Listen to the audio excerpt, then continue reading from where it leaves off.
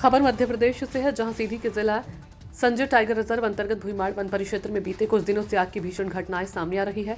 केशलार, बड़का वन और करचा, गरुण पाठ जैसे कोर और बफर जोन इलाकों में आग लगातार फैल रही है। स्थानीय भाजपा युवा मोर्चा मंडल अध्यक्ष सुरेंद्र वैश्य ने वन विभाग की निष्क्रियता पर सवाल उठाए। वहीं परिक्षेत्र अधिकारी राम अवतार सिंह ने आग पर काबू पाने के प्रयास जारी होने की बात कही। इस आग से वन्य जीवों का जीवन संकट में है और पक्षियों की आवाजें तक थम गई है। घना धुआं आसपास के वातावरण को प्रदूषित कर रहा है, जिससे स्थानीय नागरिकों की सेहत पर असर पड़ रहा है।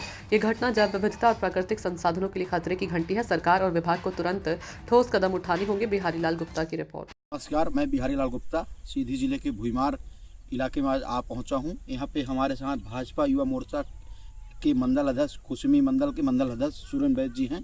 ये हमेशा लगे क्षेत्र की विकास को लेकर लगे रहते हैं, क्षेत्र के लोगों की समस्याओं को समाधान कराने के लिए लगे रहते हैं। आज इनसे हम जानने का प्रयास करेंगे। इन्होंने मेरे को जानकारी देकर बताया कि केशलार के जो जंगल हैं, ये संजय टाइगर रिजर्व एरिया में आता है, इस तरफ के जो जंगल हैं केशलार की तरफ के, उस तरफ आग लगी हुई है। कहाँ पे क्या कुछ आग लगा, बताएं आप। ये पूरे संजय टाइगर रिजर्व क्षेत्र के कोर क्षेत्र में, बफर क्षेत्र में भी दोनों तरफ आग फैली हुई है। अच्छा, ये सूचना हमने जंगल विभाग को लगभग 5-7 दिन पहले से दे रखी है। वो लोग भी प्रयासरत हैं, लेकिन आग बुझाने में कामयाबी उनको अभी तक नहीं मिल पाई। तो ये आग कितने दिन पहले लगी है? ये आग लगभग 10 दिन से लगी है। अच्छा, वन विभाग का आप किन लेवल के अधिकारियों को सूचना दी है? हमने बीट गार्ड, डिप्टी रेंजर तक सूचना किया है, क्षेत्र में जो उपस्थित रहते हैं और देखते भी रहते हैं। वन विभाग के कर्मचारी और डिप्टी रेंजर सब के क्षेत्र में आग भी लगी है, उनको भी नॉलेज में है जी। आप आज उधर गए थे मौके पे, वहाँ पे आज आपको कोई मौके पे मिला वन विभाग का कर्मचारी, अधिकारी कोई भी? हम तो लगभग अपने क्षेत्र में 20 किलोमीटर का सफ़र किया। उतने में मेरा क्षेत्र ख़त्म हो जाता है कुरचू के बाद, और कुरचू से लेके हमने लगभग 50 किलोमीटर दूर और आगे गए, लगभग कोटाडोल वहाँ तक गया। लेकिन कौन से राज्य में आता है? वो छत्तीसगढ़ अच्छा, हाँ। राज्य में आता है कोटाडोल क्षेत्र, अपना गुरु घासीदास राष्ट्रीय उद्यान के अंतर्गत। हाँ। तो हमने देखा कि ऐसा कोई भी जगह नहीं है जहाँ की 50 मीटर जगह बचा हो। अच्छा, रोड के किनारे भी आग लगी, ऐसा कोई जगह नहीं है कि जहाँ 50 मीटर बचा हो। हर जगह आग लगी है। और उतना साफ तो हमारे इंटरनेशनल क्रिकेट स्टेडियम का वो ग्राउंड भी साफ नहीं होता, इतना सफा हो गया है आग लगने से। हाँ। आप क्या मानते हैं, ये आग लगने से वन संपदा को कितना नुकसान पहुंचा होगा? वन संपदा को तो नुकसान होता ही होता है। इसमें करोड़ों रुपए का, अरबों का संपत्ति जल के राख हो गई है।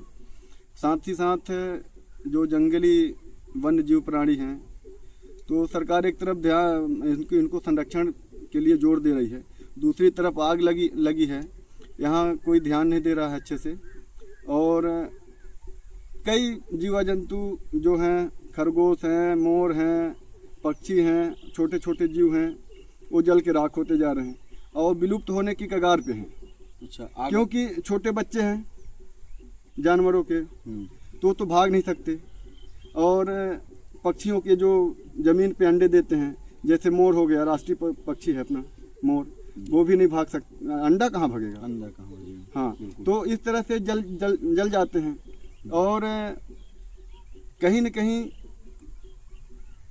विभाग की भी इसमें सतर्क रहने की ज़रूरत है। संरक्षण में सरकार को भी ध्यान देना चाहिए, क्योंकि सरकार तो ठीक है, वहाँ से जो दिशा निर्देश देती है तो हर जगह लागू तो नहीं हो पाता हमारे समझ से। आग लगने का मेन कारण क्या मानते हैं, कि आग कोई लगाता है या फिर अपने से लग जाता है, ऐसा क्या मानते हैं आप? हमारे समझ से जो क्षेत्र में महुआ बीनने वाले लोग हैं, ये लोग भी आग लगाने के पीछे इनका बहुत बड़ा योगदान रहता है। अच्छा, और यहाँ पे ये क्या राय देना चाहेंगे वन विभाग को कि जल्दी से आग पे काबू पाया जा सकता है? हमारे राय से आग में काबू अधिक से अधिक टीम लगाएं वन विभाग, तब उसमें काबू पाया जा सकता है। और क्योंकि घना जंगल है, उसमें अपने 5 साल 7 साल के भी पेड़, एक बार उसमें आग लग गया तो एकदम नष्ट हो जाता है। फिर वो 5 साल के लिए फुर्सत, उतना बड़ा पेड़ होने में हमको 5 साल लगता है, और हर साल आग लग के नष्ट होते जा रहा है। और अब पेड़ की स्थिति तो समझ ही रहे हैं, क्योंकि हम लोग जंगल के किनारे पैदा हुए हैं, जंगल के किनारे हम लोग खेले कूदे हैं, बचपन से बड़े हुए हैं, आज देख रहे हैं हर चीज़ कौन से सिचुएशन में जंगल चल रहा है। और हमारे तरह या हमारा जहाँ तक मानना है तो सरकार को एक बीट में कम से कम 2 ड्रोन कैमरा दे दे सरकार। ये हमारी राय है, पर्सनल राय। इसको अगर सरकार को उचित लगे तो फॉलो करवाए, न लगे तो फिर वो फिर अपने जगह है। हमारे हिसाब से 2 ड्रोन कैमरा एक बीट में, और ड्रोन पॉइंट बनाए ऊंचले स्थान पे 50 फीट 70 फीट ऊंचाई पे ड्रोन पॉइंट बनाए। वहाँ से ड्रोन निगरानी करके क्षेत्र जंगल में आग लगने से बचाया जा सकता है।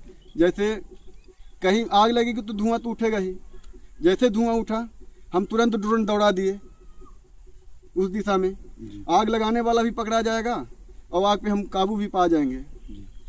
आग आपने बताया कि अमूमन संभवतः बताया कि महुआ बिनने वाले जो लोग होते हैं वो आग लगा देते हैं ताकि आप महुआ बिनने में आसानी हो, यही मानना है। उनसे क्या अपील करना चाहेंगे आप? उनसे अपील यही करना चाहेंगे कि महुआ बिने और पत्ता भी तोड़ें। ये सब जंगल वनोपज है, हम ग्रामीणों का यही एक मूलभूत आधार है आय का। तो अपने बीच में जंगल को बचाते हुए काम करें। और ये जो वन संपदा है ये न तो सरकार की संपदा है, न कोई कर्मचारी का है, न कोई अधिकारी का है।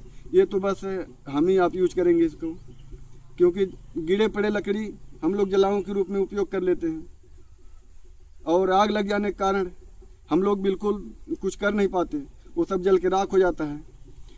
और इससे वन भूमि भी बंजर होती जा रही है। हमारे जंगल के पत्ते सड़ते हैं, लकड़ियाँ सड़ती हैं, दीमक लगते हैं, तो हमारा मृदा प्रदन भूमि उपजाऊ बनती है, उसमें पौधे हमारे जल्दी से उगते हैं, बड़े होते हैं, मोटे होते हैं। तो हमारे राय से सभी ग्रामीणों से अपील है कि वन को आग से बचाएं। ये गांव-गांव में स्लोगन लिखने से कुछ नहीं होगा और सरकार को इस मैटर पे ध्यान देना चाहिए।